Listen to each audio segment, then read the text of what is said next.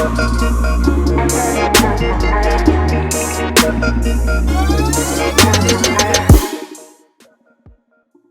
and welcome to BizHeadlines on GhanaWeb TV. My name is Stella Sogli.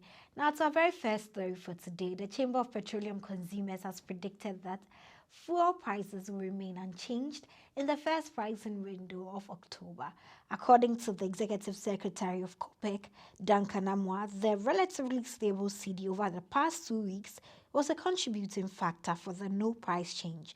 Mr. Mo said in as much as there's a 1% upward adjustment, he was confident that the oil marketing companies would maintain their current prices at the pumps. In more news, all staff of the National Investment Bank have made a plea to the government to help recapitalize the bank and save it from impending collapse. Among other things, the workers cited various internal problems that have led to the bank's current position. They noted that the Bank of Ghana's embargo on granting of loans for the past 6 years is practically depriving the bank of huge interest income and technically out of trade and business.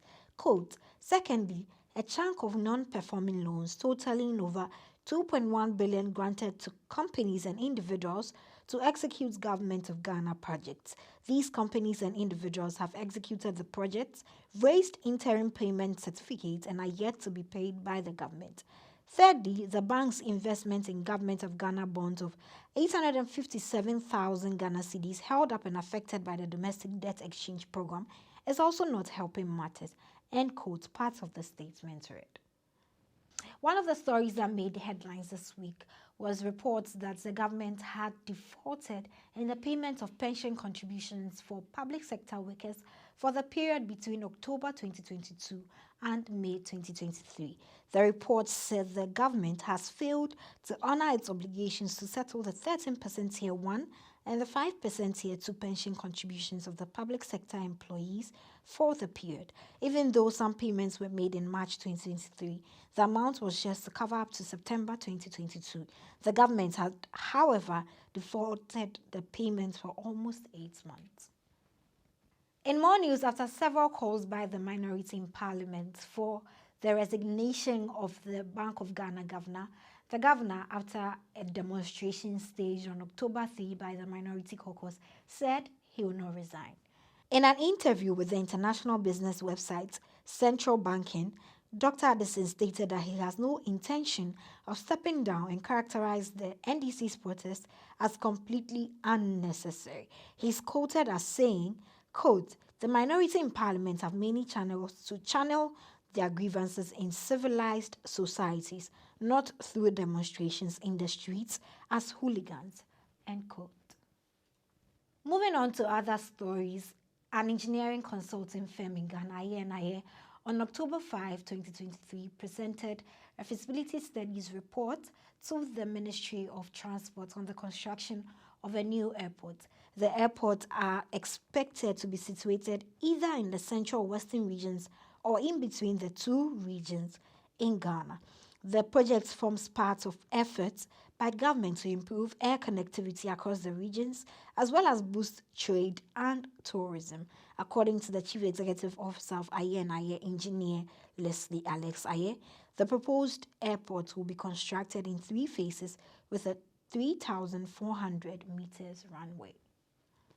The Bank of Ghana has yet to decide a roadmap for the ECD rollout, despite the successful completion of the pilot last year.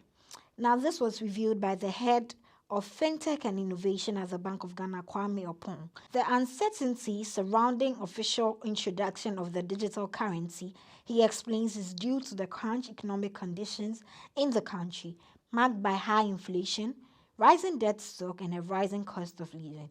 Quote, currently, the decision when to potentially introduce ECD is yet to be determined, end quote.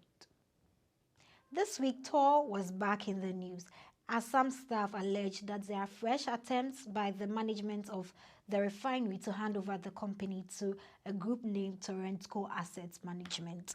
The concerned staff have alleged the formation of 2 subsidiary firms that still have the controversial Torrentco Asset Management as part of its shareholders. They further alleged that these 2 newly formed entities Tema Energy and Processing Limited, and Tour Workers Charity Trust (LBG) form part of a grant scheme by management of Tour to carry out its leasing agreement with Torrent Co Asset Management. Bernard Owusu, National Chair, General Transport, Petroleum and Chemical Workers Union, has therefore called for transparency in any deal to ensure that workers' interest is prioritized.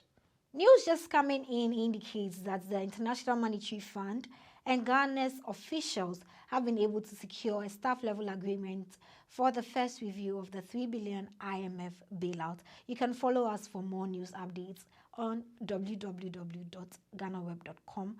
Also follow us on our social media platforms on Facebook, Instagram, and Twitter at the GhanaWeb. On YouTube, GhanaWeb TV. My name is Stella J. Josogli. Do have a lovely weekend.